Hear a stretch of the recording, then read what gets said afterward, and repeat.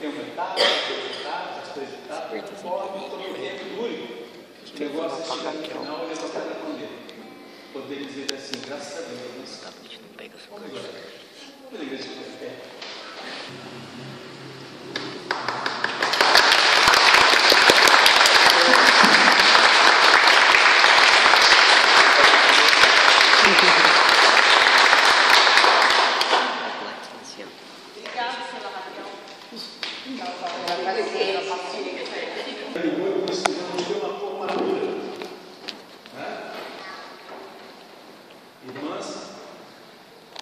Estão se formando, né?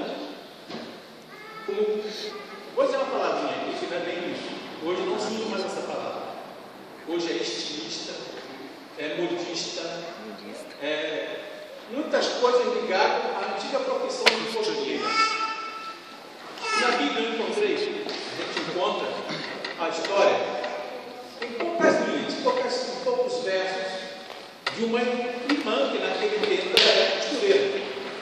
Bem próprio para esse momento. Está em Atos, capítulo 9, verso 36, até o verso 43. Se os irmãos vão se importar em ficar em pé na leitura da palavra de Deus, se puderem ficar, quem não puder, vai sentar tudo bem. Atos, capítulo 9, a partir do verso 36. Havia em Jope uma discípula por nome Tabita, que traduzido quer dizer Dorcas, a qual estava cheia de boas obras e esmolas que fazia. Ora, aconteceu naqueles dias que ela, adoecendo, morreu, e tendo a lavado, a colocaram no cenário. Como o líder era perto de Jope, ouvindo os discípulos que Pedro estava ali, enviaram-lhe 2 homens, rogando-lhe: não te demores em vir ter conosco. Pedro levantou-se e foi com eles. Quando chegou, levaram-no ao cenário. E todas as viúvas o cercaram, chorando, mostrando-lhes as túnicas e vestidos que Dorcas fizera enquanto estava com elas. Mas Pedro, tendo feito sair a todos, pôs-se de joelhos e orou.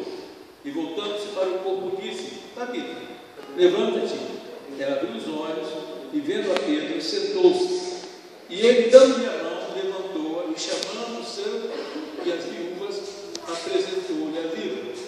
Tornou-se isto notório por toda a Jope, e muitos creram no Senhor. Pedro ficou muitos dias em Jope, em casa de um curtidor chamado Simão. Que Deus abençoe tudo da sua palavra. Amém. Vamos pensar, podem sentar-se. Vamos pensar sobre uma discípula exemplar. Uma discípula exemplar. Na nossa língua, nós confundimos a palavra discípulo com a palavra aluno. Confundimos a palavra professor com a palavra mestre. Nem todo professor é um mestre. E hoje, para a nível de aula, em escola, eu vejo que muito menos professores são educadores. É preciso ser professor e educador. E também ser um mestre. Aquele que tem autoridade para ensinar. E quando nós pensarmos a palavra aluno, nós devemos pensar aquele que aprende alguma coisa com alguém. Então, para ensinar alguma coisa, qualquer um pode ensinar o que sabe, sem ser um mestre. Mas a palavra discípulo, ela vem de disciplina. Discípulo é aquele que aprende a disciplinar a sua vida segundo a vida do seu mestre. Então vamos entender que discípulo é aquele que está ali aprendendo com o modelo para reproduzir na sua vida a vida do seu mestre. E quando Jesus chamou alguns para segui-lo, enquanto ele estava aqui, ele chamou para serem seus discípulos. E depois de formados como discípulos deles, o título de apóstolos. Então, discípulo para Jesus era aquele que estaria andando com ele 24 horas por dia, para aprender a sua qualidade de vida, para aprender a pensar como ele pensava, para aprender a agir como ele agia, para aprender a fazer, inclusive, as mesmas coisas que ele fazia. E hoje nós temos visto bem poucos discípulos de Jesus. Hoje temos visto poucos cristãos que podem ter esse título de discípulo. Por quê? Vou fazer uma perguntinha, não fiquem ofendidos comigo. O que você veio fazer aqui nesta noite? Por que razão as pessoas estão enchendo os templos hoje? Hoje vivemos a era do imediatismo. Tem que ser para aqui e para agora. Tem que ser para hoje ou para ontem. Já não pode mais ser para daqui a uma hora. E o egoísmo que tem engraçado no mundo, baseado nas 3 mentiras da Noé, que foi também as 3 mentiras lá quando Jesus ele estava orando e jejuando por 40 dias e 40 noites após o seu batismo. É a mentira do ter, do ser e do poder. Você tem que ser alguma coisa na vida. E as pessoas estão se esforçando para serem alguma coisa. As pessoas estão querendo ter poder. Muitas pessoas estão lendo a Bíblia, frequentando a igreja, ou fazendo cursos em diversas áreas para terem poder. Poder para fazer, para se mostrarem capitais. E também o grande mal desse século, desse presente mundo, que é o ter. Que é o ter. Todo mundo quer ter alguma coisa. Quer ter o último carro, quer ter a casa mais bonita, quer ter, andar na moda, andar naquele chique, quer ter posição social, quer ter dinheiro, quer ter cartão de crédito, né? Para depois saber que concurso não pode pagar. Então as pessoas querem ter. Foi a mentira que o diabo falou para ela, lá no Éden, e quando Jesus, lá no monte, ele estava orando ali após seu batismo, se preparando para começar o seu ministério, o diabo disse também a ele, prometeu que ele poderia ser, mas ele já era. Que ele poderia ter poder, mas ele já era. Ele mesmo disse que todo poder me é dado no céu e na terra. E nós temos que entender que discípulo é aquele que tem que aprender com Cristo. E nós temos aqui esse exemplo de Dorcas, que era citada aqui como discípula de Jesus. E ela vivia a sua vida fazendo boas obras.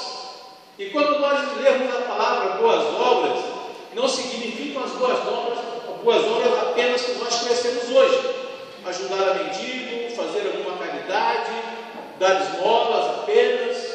As boas obras que se referem no Novo Testamento é fazer muito mais do que isso. Então nós vemos que existem hoje pessoas que querem fazer uma troca com Deus. Eu ajudo alguém, o Senhor me ajuda. Eu ajudo alguém, o Senhor me salva. Eu ajudo alguém, o Senhor me deixa entrar no céu. Eu ajudo alguém, o Senhor abençoa a minha vida. E é por isso que muitas denominações estão ficando ricas, porque prometem aquilo que Deus não prometeu. Deus ter tudo que você tem, que Deus vai te dar em dobro. E quem não tem nada? E quem não tem nada? Vai dar o quê? Bom, quem não tem nada deve se encaixar naquele ensino de Jesus, né? A quem tem será dado, e quem não tem, até o que tem, será tirado. Se entra com pouco, sai com menos ainda, não é isso? Mas nós não temos que olhar o que as pessoas fazem, nem o que as pessoas estão ensinando hoje. Nós temos que olhar para o que a Bíblia ensina. E vamos pensar nesse modelo de discipulado e de discípulo que Dorcas exemplifica aqui. O discípulo de Jesus, ele não faz trocas com Deus. Ele não barganha com Deus. O que ele faz é consequência daquilo que ele recebeu de Deus. O que ele faz é ser um canal direto de Deus com o próximo, porque a Bíblia não diz que devemos fazer bem ao nosso próximo. Devemos amar a Deus sobre todas as coisas e ao próximo como assim a nós mesmo. mesmos. Ninguém deve fazer alguma coisa pensando em recompensa. Nós temos que aprender com Cristo que Ele fez tudo o que fez simplesmente por amor. Romanos capítulo 5, verso 8, o apóstolo Paulo escreve que Deus provou o seu amor para conosco em que Cristo morreu por nós, sendo nós ainda pecadores. Deus provou o seu amor. Então o amor de Deus será provado através da pessoa de Jesus Cristo. E como nós devemos provar o nosso amor? Sendo o canal do amor de Deus ao próximo. Esse texto aqui é Dorcas, é o canal do amor de Deus às viúvas ali da sua cidade de Jope. E quando se fala em viúva, a nossa mente aqui ocidental se vira para uma viúva que ainda tem uma pensão pequena lá do INSS, mas tem, não é isso? Às vezes o falecido deixou uma casa, deixou alguns bens, e ela tem como se virar. Deixou às vezes filhos. Mas naquele tempo, uma viúva, ela era considerada uma mulher amaldiçoada, principalmente se não tivesse filhos.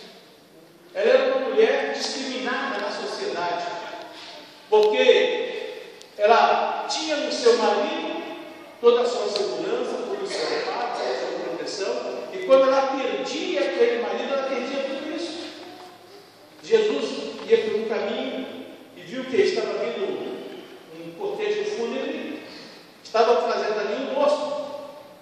A Bíblia não fala a idade dele, mas ele era citado como filho da viúva de Naim.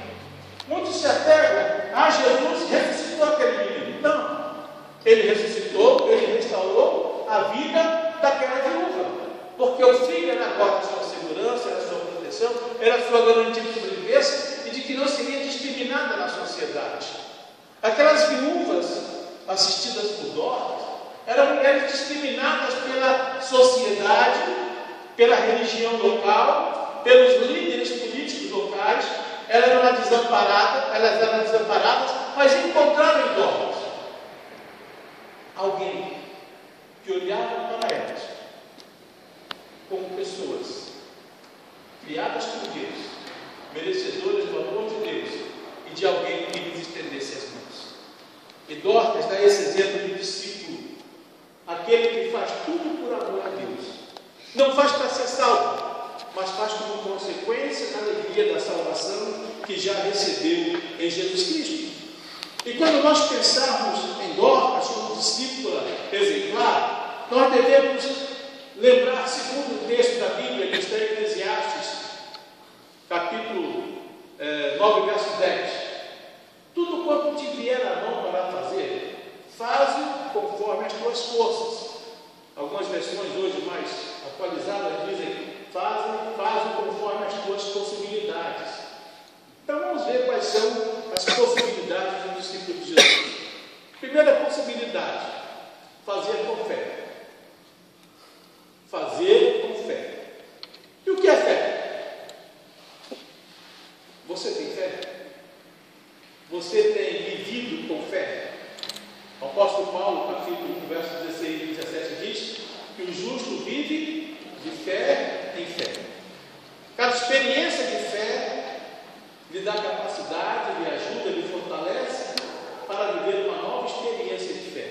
E assim vai de fé em fé, crescendo na graça e no conhecimento de Cristo Jesus, como aconselha Pedro na sua segunda carta, no capítulo 3, no verso 18. E aqui nós vamos entender que, segundo a fé, é segundo a capacidade que recebe de Deus. O discípulo não deve confiar em si mesmo para fazer as coisas. Ele deve confiar em Deus, porque Deus é quem capacita o discípulo de Jesus a fazer segundo a vontade dele. Mas é preciso ter uma fé autêntica na pessoa de Jesus Cristo. Crer em Jesus Cristo como seu único e suficiente Salvador. Crer em Jesus Cristo como seu único Senhor. Crer em Jesus Cristo como o único mediador entre Deus e os homens.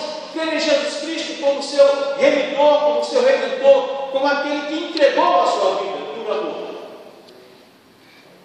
Se você procurar na história da humanidade, você não vai encontrar ninguém que tenha morrido por alguém que o odiava, por alguém que o rejeitava, por e por alguém que tornou o seu próprio algoz, o seu próprio carrasco. Jesus ali na cruz, ele morreu por você. Você não vai encontrar na Bíblia qualquer orientação para crer, para adorar qualquer outra pessoa a não ser Jesus Cristo. Por isso a Bíblia diz, o apóstolo Paulo diz: há um só mediador entre Deus e os homens, Jesus Cristo, o homem. E o apóstolo Pedro, no capítulo 4, verso 12, ele deixa no seu sermão, primeiro sermão pregado ali, o segundo sermão pregado ali na cidade de Jerusalém, uma afirmação: que não há outro nome em lugar algum, nem na terra, nem em cima do céu, nem em qualquer lugar, pelo qual nós devamos ser salvos. De onde sai aquela expressão tão bonita que só Jesus Cristo salva. Vamos falar juntos? Só Jesus Cristo salva. Ninguém mais salva, só Jesus Cristo salva. E quando Dorcas era esse exemplo aqui de fé, ela tinha fé na pessoa de Jesus Cristo, porque ela aprendeu para imitar o seu mestre a fazer o bem, sem esperar recompensa. A segunda capacidade que podemos ver no discípulo de Jesus, e em Dorcas como discípula exemplar, é que ela agia segundo o seu compromisso para com o próximo. Irmãos, o discípulo não tem compromisso consigo mesmo. Qual era o compromisso de Jesus com ele? Vocês sabem? Ele só tinha um compromisso: obedecer o Pai até as últimas consequências. Obedecer ao Pai até as últimas consequências. Em Filipenses, no capítulo 2, o apóstolo Paulo fala que ele se esvaziou. Ele se esvaziou de toda a pretensão de ser um Deus na terra, para poder assumir a forma de servo e ser obediente até a morte e morte de cruz. Ele foi obediente até a morte e morte. O seu compromisso era ser obediente ao Pai. E o compromisso de um discípulo é ser obediente ao seu mestre, aprendendo o que ele ensinou, conhecendo a sua pessoa e aprendendo a fazer as coisas que ele fez. E principalmente, aprendendo a amar como ele.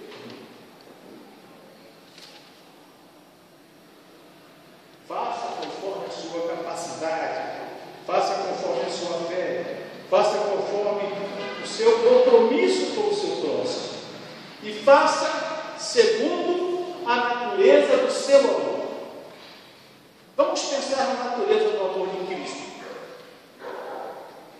A Bíblia diz, João, no capítulo 4, versículo 8 da sua primeira epístola, ele diz que Deus é amor. Amor é a essência de Deus, amor é a natureza de Deus. É impossível Deus fazer qualquer coisa sem amor.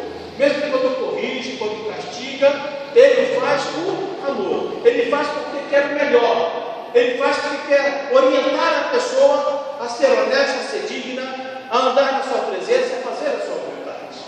A natureza do amor de Cristo é o amor do Pai.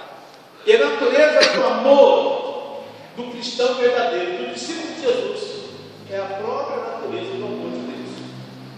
Romanos, capítulo 5, verso 5.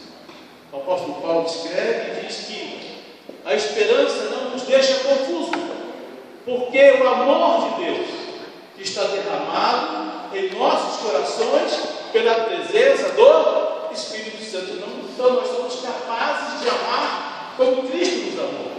Por isso somos capazes de agir como Ele agiu em amor. Somos capazes de fazer a sua obra com amor. Somos capazes de viver com amor, se nós reproduzirmos na nossa vida o exemplo de Cristo.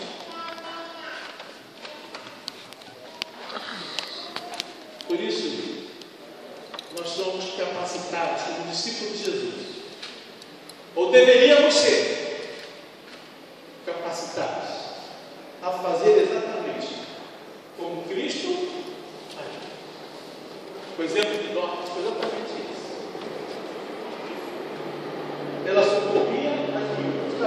fazendo bem nenhum, vou falar com o seu marido.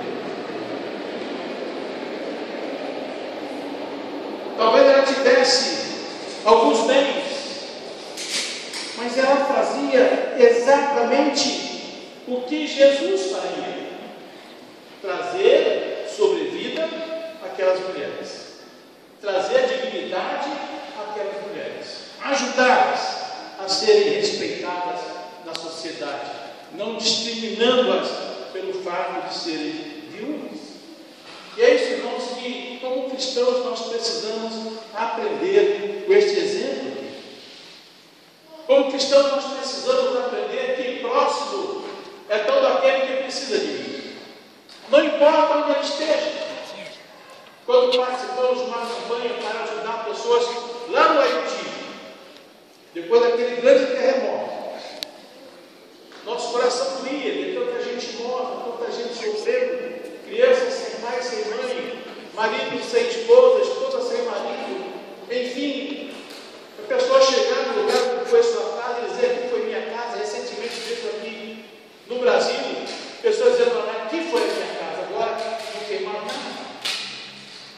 Lá no Nordeste, no Sul, no Centro-Oeste, em qualquer lugar, mesmo no estado de São Paulo, se você puder e você se omitir, a Bíblia diz que aquele que sabe fazer o bem não faz, comete. O simples fato de não fazer o bem já comete o pecado. E a igreja de Jesus Cristo deve ser formada por discípulos de Jesus. Ela tem que estar pronta sempre a fazer o bem. Surgiu nos anos 70 um movimento, no final dos anos 60, começou a acabar no final dos anos 80. Hoje ainda existe muito pouco uma chamada teologia da libertação. Tinha como foco central, principal, unir o marxismo com o cristianismo. Eu creio que se aplicou ali o que está na Bíblia, o que Jesus disse: se os seus discípulos se calarem, as pedras clamarão. Tinha o nome de teologia da libertação, mas o objetivo era mais político que religioso. E mesmo quando aplicado religiosamente, ele caía numa linha mais política. Mas foi um alerta para as igrejas. Por que um alerta para as igrejas? Quando os comunistas eles tomaram ali o leste europeu, a primeira coisa que eles fizeram foi confiscar todos os templos religiosos. Eles diziam o seguinte: a igreja batista católica de qualquer natureza, e os cristãos, eles tinham patrimônios luxuosos, bonitos, lindos, caríssimos, mas eram egoístas, só usavam para si e 2 vezes na semana. A teologia da libertação ela cutucou os evangélicos, principalmente. E tinha uma ação social muito branda, muito tímida, muito acanhada. Foi quando as igrejas começaram a se despertar, os seminários criaram uma matéria chamada multiministério, com o objetivo de ajudar os pastores e igrejas a se despertarem para fazer mais do que dizer: venha Cristo, venha agora, venha pecador. Vem nu e volta nu, venha com frio, volta com frio, venha com fome, volta com fome, venha ignorante, será pior ainda. Entendia-se que pregar o Evangelho era só abrir a Bíblia e anunciar que Jesus Cristo salva. Isso não era pecado, mas era uma meia obra, não era uma obra completa. Hoje as igrejas estão se abrindo para fazer alguma coisa diferente. Hoje estão surgindo as Dorcas. Hoje a Raquel foi a Dorcas de vocês. Não que vocês sejam viúvos. Né? Outra realidade, outro tempo, as coisas mudam, né? Mas Raquel recebeu de Deus, a igreja abriu o seu espaço. Uma das suas membros ofereceu o seu talento. Lá em Bauru tem um irmão Anísio, ele completou essa semana 82 anos. Quando eu conheci, ele tinha 52. Ele era mestre de obras da SESC. E de vez em quando via alguém, Anísio, meu irmão está construindo minha casa, comprou um terreno. Ajuda sim. Nossa, eu já comprei, vamos lá no sábado, vamos. Aí ele ia. Só que ele tinha uma técnica. Pensa que ele pegava lá a picareta para fio, a vaca para fazer o balcão? Não. Ele dizia: vou ensinar como é que você faz o Aí ele fazia ali, o prego, ia lá, tá vendo? É assim que se mexe. Vamos, tenta calma aqui. Ó, viu como é que ficou? Agora você tenta medir aquele outro lado lá. E assim ele deu tentando, e pessoal, muita gente aprendeu a ser pedreiro. E tem um gênero que virou azulejista, ladrilheiro, né? Ele aprendeu a fazer tanta coisa. Neto dele, cunhado dele, gente da família dele, pessoas da igreja dele, estão aprendendo a trabalhar de pedreiro, porque ele foi ensinando. E foi na primeira igreja, deu lá um curso, foi na outra igreja, deu um curso, ensinando a fazer alguma coisa. Isso é ministério. Isso é ministério. Vocês que se beneficiaram desse curso, a igreja que não ficou aberta apenas domingo e quarta-feira. Aqui, peraí. Quarta. Não, o culto de oração. Quinta. Não abriu duas vezes só por semana. Mas pode fazer mais. Vocês que receberam de Deus essa graça, vocês que foram alcançadas por essa graça, que agora já pode pôr um aparelho de idioma, conquistaram com persistência, conquistaram com sabedoria, com inteligência, com esforço, porque eu garanto, muitas vezes pensaram assim, hoje não é, né? Hoje está difícil. Esse mestre, começando a dar uma faculdade, alguém falou assim, olha pastor, eu estou aqui para dar sala. Mas olha, eu não tenho mais tempo, eu não tenho mais paciência, pronto, eu já passei por isso. Persiste. E no final, compensa. Mas a maior persistência que nós devemos ter na vida é o persistir na fé. Persistir na fé em Jesus. Persistir na fé no conhecimento da palavra dele nos ensina. Nós dizemos assim que Jesus é o mestre. O quê? As respostinhas não apanhadas, né? Jesus é o mestre dos mestres. Quer dizer que não existe mestre maior. Não existe homem ou qualquer pessoa que tenha ensinado com a autoridade que ele ensinou, que tenha ensinado com o poder que ele ensinou, que tenha ensinado com o amor que ele ensinou, e ensinado com o exemplo que ele ensinou. Por isso, quando nós pensarmos que Jesus é o mestre dos mestres, abramos o coração, abramos a mente para aprender essa preciosa lição. Foi isso que Dora fez. Ela não apenas se contentou em crer em Jesus como seu Salvador.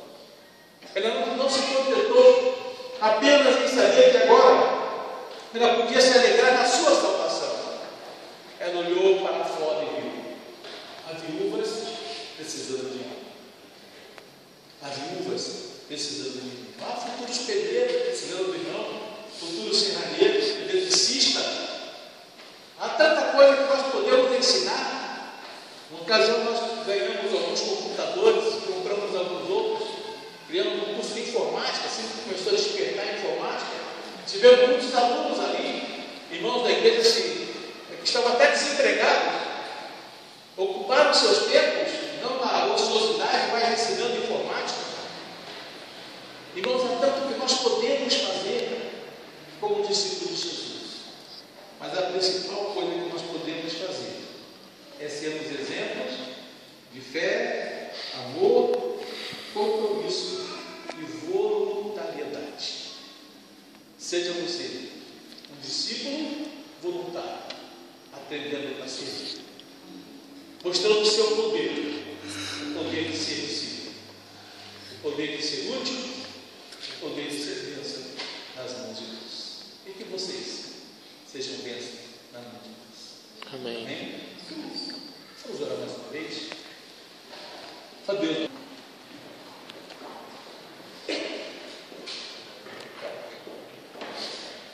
Vamos estar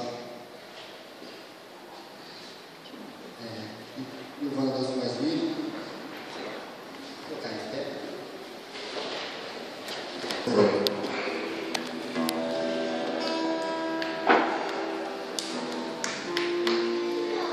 Boa noite. Desejando a todos uma semana cheia de bênção Amém. e de paz. Amém. Cada dia da semana seja uma oportunidade para servir ao próximo. Amém? Amém.